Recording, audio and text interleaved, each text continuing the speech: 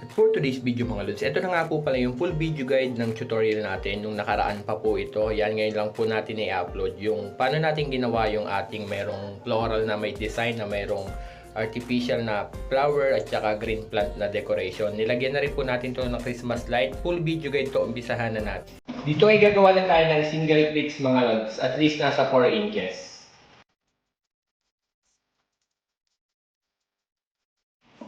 Gagawa lang tayo ng ganitong bricks, dire-diretso hanggang sa dulo.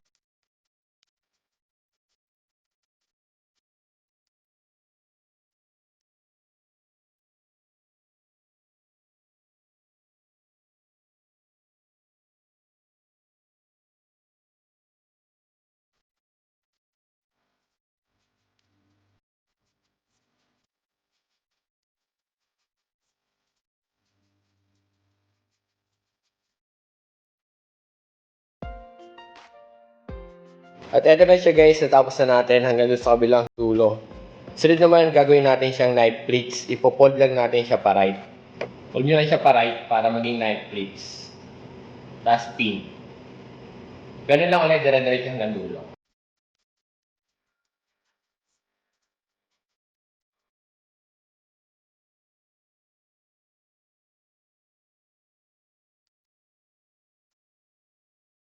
At eto na siya mga lods, yung ating knife plates.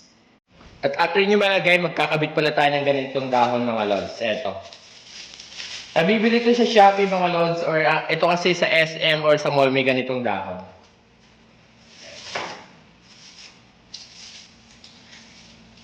Ito nga isusukukan natin yan. Tapos kung mapapansin yung isa na gumagalaw, ano magalaw siya. Yung plates natin, ipitin nyo siya, tapos lalagyan nyo lang siya ng pin. Para hindi siya masyadong magalaw. Lalagyan na tayo ng ganitong design. Napopol naman to kasi malambot lang to.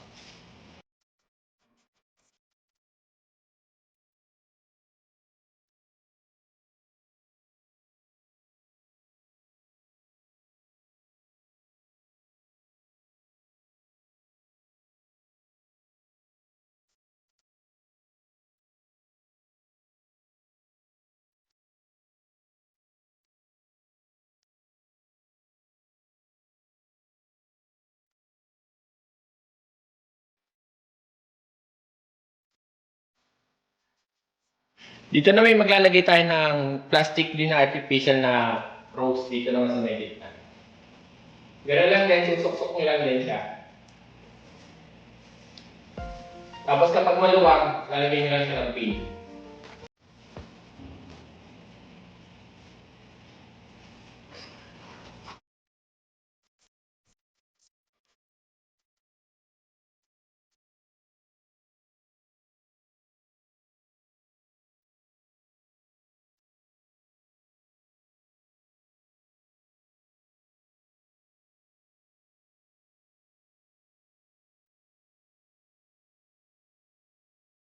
At dito na may mag-a-add tayo ng ganitong dahon mga loves. Sasabit lang natin ito.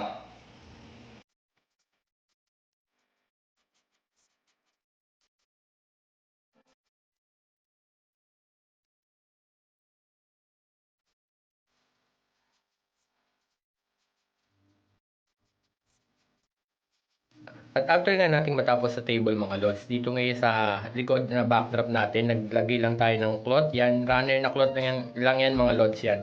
Pwede nyo siyang isampay lang, or mas maganda kung may tali or meron kayong pagkakapitan lang ng tela para maglagay tayo ng simpleng backdrop. Dito ngayon naglagay lang ako ng green plant din para magkaroon din or maging uniform siya sa ating table.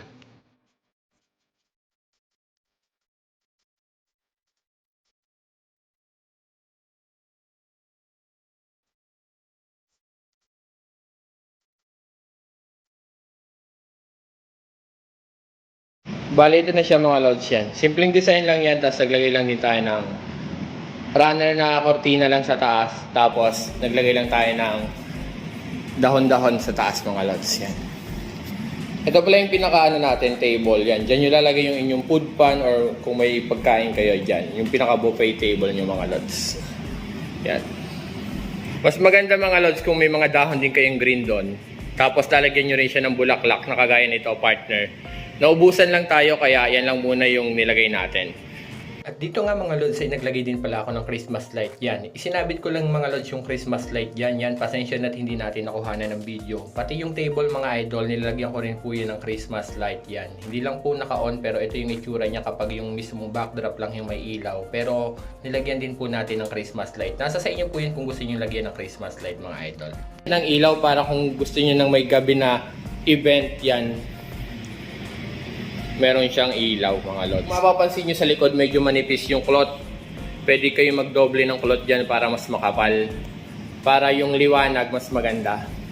Tapos yung Christmas light mga lods para mas maganda yung sabog ng ilaw. Dito kasi pinatong ko na lang. Mas maganda yan mga lods kung nasa loob mismo ng tela. Nasa likod ng pinakatela yung Christmas light. Yan, ganyan lang siya. Sobrang simple lang gawin. At ito na nga siya mga lods kapag bukas pa yung ilaw natin yan. Ganyan kasimple lang yung pinaka-design natin. Kagaya ng sabi ko mga lods, mas maganda kung marami pong bulaklak sa backdrop design natin. Yung po kasi yung magdadala ng design kapag maganda yung backdrop. At ito naman po kapag naka-off na po yung ilaw, mas maliwanag siyang tingnan. Nasa sa inyo po yun mga lods kung gusto niyo mong lagyan ng ilaw yung pinaka-table or kung gusto niyo po is yung backdrop lang. Kagaya po ng sabi ko kanina, mas maganda po, mas maraming flower design yung backdrop. Hanggang dito na nga lang, follow for more. Salamat.